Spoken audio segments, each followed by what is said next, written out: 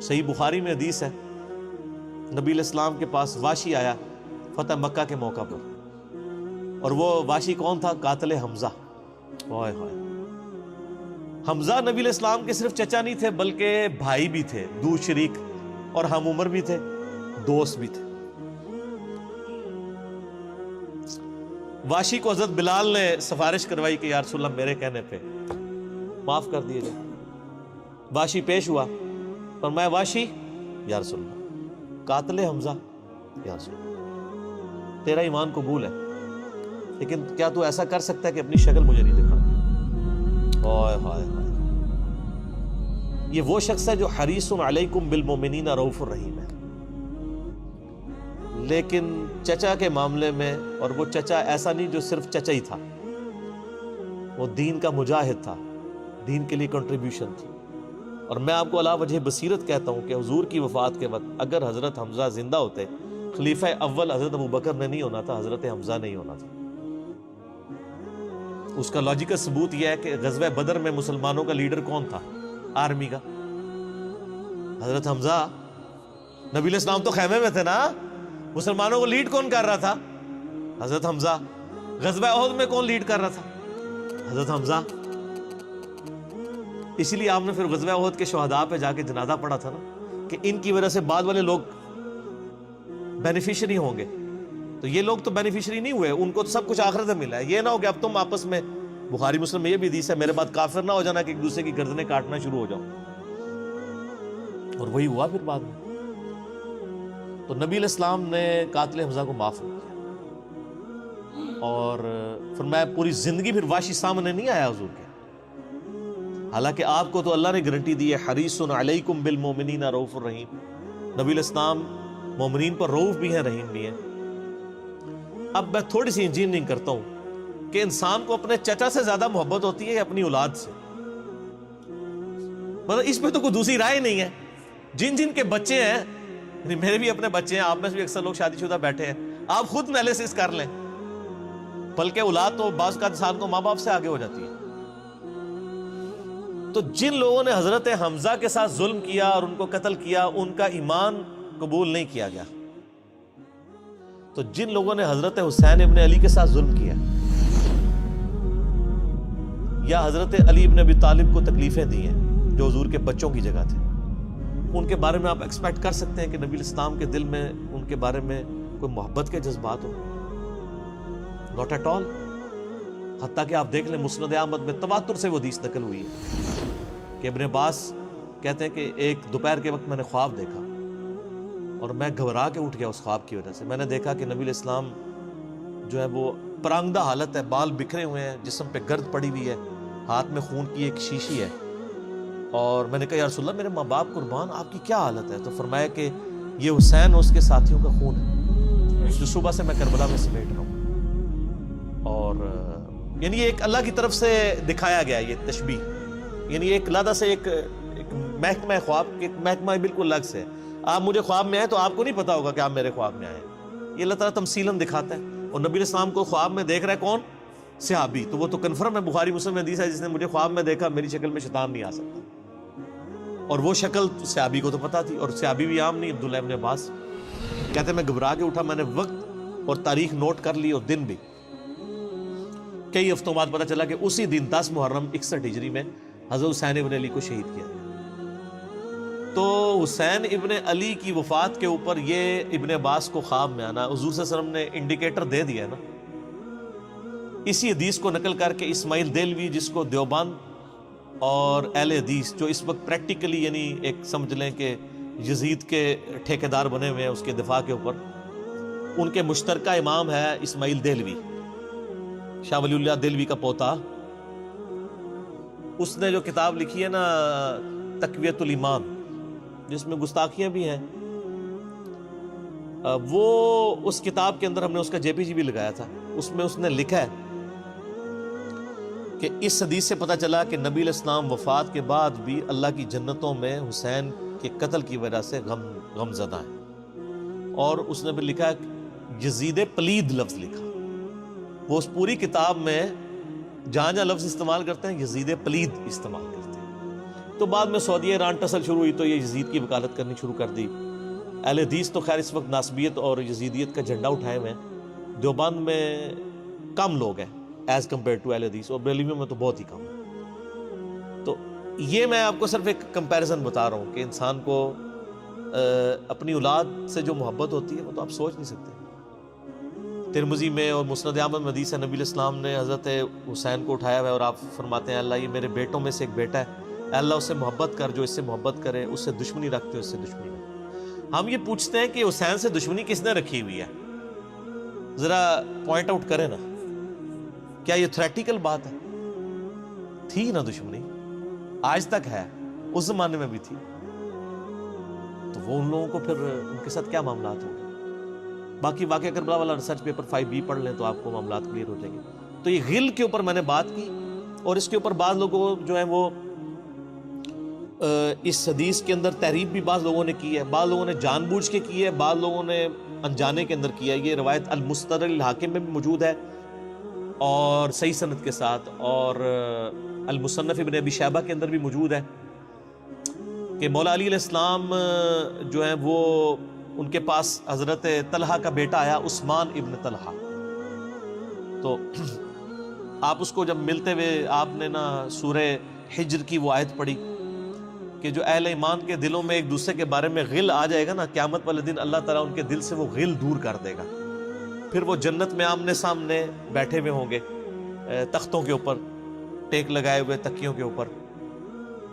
تو انہوں نے کہا کہ میں اللہ سے امید کرتا ہوں کہ یہ آیت میرے, طلحہ اور زبیر اور عثمان ابن عفان, ان 3 بندے اور چوتھا میں, یہ آیت ہمارے بارے میں ہے کہ اللہ تعالیٰ ہمارے دلوں میں جو ایک دوسرے کے لیے میل آ گیا قیامت والے دن وہ دور کر دے گا اور ہم ایک دوسرے سے راضی ہو جائیں گے.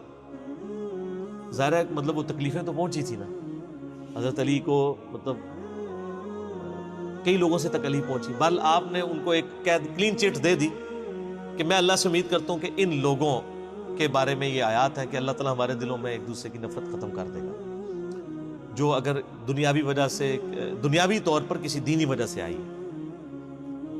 تو یہ غل کا لفظ وہاں پہ بھی استعمال ہوا.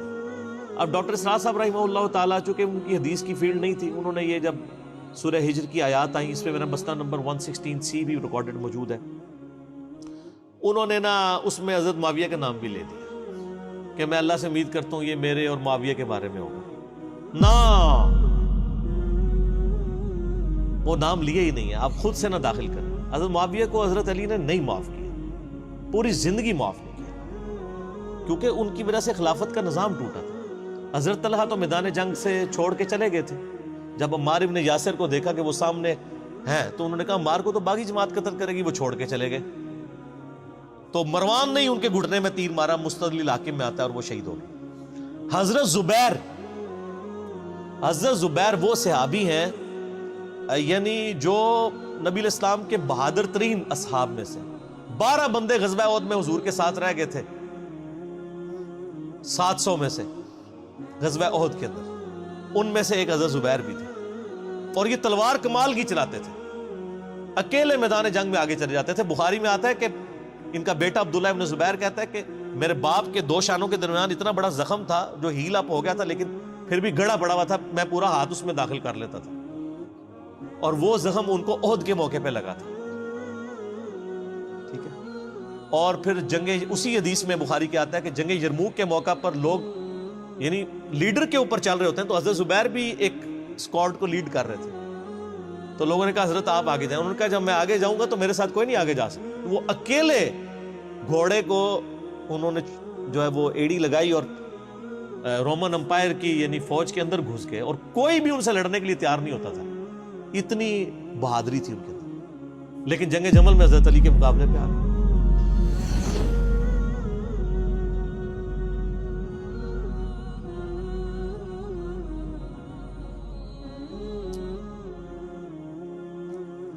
اس تکلیف کا کوئی اندازہ نہیں کر سکتا. حضرت حسن ابن علی نے بتایا مولا علی سے کہ بھئی حضرت زبیر آئے ہیں, تو حضرت علی نے کہا کہ رکو میں خود چاہتا ہوں. گئے, کہا زبیر یاد ہے وہ دن جب نبی تم مجھ سے بڑا پیار کر رہے تھے، پھوپھی ذات تھے نا، نبی علیہ السلام کی پھوپھی کے بیٹے ہیں حضرت زبیر بن عوام رضی اللہ تعالیٰ. تو حضور نے تم سے ایک بات کہی تھی کہ تم علی سے اتنی محبت کرتے ہو، ایک دن آئے گا کہ تم تلوار لے کے علی کے خلاف کھڑے ہو جاؤ گے. تو تم نے کیا کہا تھا کہ یا رسول اللہ میں علی کے خلاف کھڑا ہوں گا؟ فرمایا ہاں تم اس وقت ظالم ہو گئے. تو حضرت زبیر جو ہیں وہ ان پہ غشی طاری ہو گئی، گھوڑے کو یعنی وہ حضرت علی کا پھر سامنا بھی نہیں کر سکے، میدان جنگ سے واپس چلے گئے. تو بعد میں حضرت علی کے فوجیوں میں سے ایک بندے نے جا کے پیچھے ان کو دھوکے سے قتل کر کے تھا. تو حضرت علی نے کہا کہ زبیر کے قاتل کو میں دوزخ کی بشارت دیتا ہوں، کیونکہ زبیر جنتی تھا. تو وہ شخص پھر حضرت علی سے ناراض ہو گیا کہ ہم نے میں نے تجھے حکم دیا تھا، جب میں نے ان کو جانے دیا تو نے یہ کام کیوں کیا؟ تو وہ پھر خارجی ہو گیا. اور یعنی یہ وہ محبت تھی، وہ جہاں محبت تھی وہ نظر آتی تھی. ظاہر ہے کہ ایک بندے کی ایک غلطی سے اس کی پوری زندگی زیرو سے ملٹی پلائی نہیں ہو جاتی ہے. جس نے اتنا کچھ دین کے لیے کنٹریبیوٹ کیا کبھی نہیں ہو سکتا ایسا. حضرت علی کو بھی اس بات کا پتہ تھا. بہرحال یعنی اللہ تعالیٰ ان سے راضی ہو، اسی لیے نبی علیہ السلام کی اس حدیث یعنی وہ حضرت علی کے اس قول کو حضرت علی فٹ کیا کرتے تھے حضرت زبیر، طلحہ اور حضرت عثمان ابن عفان پہ رضی اللہ تعالیٰ. باقی آپ میرا کربلا والا ریسرچ پیپر پڑھیں تو آپ کو پتہ چلے گا کہ کتنی یعنی مشکل وقت حضرت علی نے اپنی خلافت میں دیکھا ہے اس حوالے سے. یعنی مصنف ابن ابی شیبہ میں آپ کے مخالفین کی لاشیں بھی ہیں، ان پہ بھی حضرت علی گریہ کر رہے ہیں،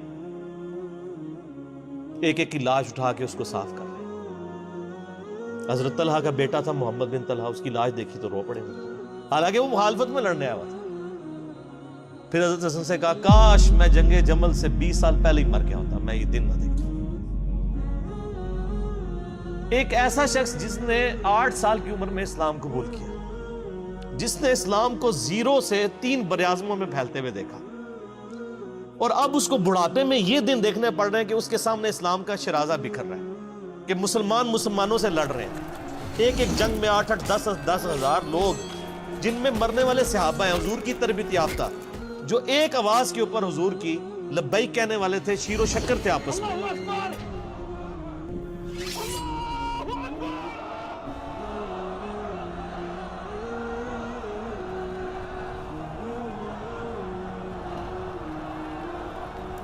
آپ اندازہ کر سکتے ہیں. اسی لیے حضرت علی جو ہیں وہ یعنی کوفے میں شہر سے باہر آپ کو پتہ ہے کنویں ہوا کرتے تھے، اکیلے جا کے کنویں پہ بیٹھ کے رویا کرتے تھے کہ اللہ اس امت کے ساتھ کیا ہو گیا. کوشش کرتے رہے، اینڈ رزلٹ یہ ہے کہ وہ خلافت کا نظام. اسی لیے مصنف ابن ابی شیبہ میں آتا ہے کہ آپ نے فجر اور عشاء کی نمازوں میں قنوت نازلہ پڑھی، اللہم علیک بمعاویہ و اشیاءہ، اے اللہ معاویہ اور اس کے شیعہ کو برباد کر، علی اور اس کے عمر بن عاص اور اس کے شیعہ کو، ابا سلمی اور اس کے شیعہ کو، قیس اور اس کے شیعہ کو برباد کر.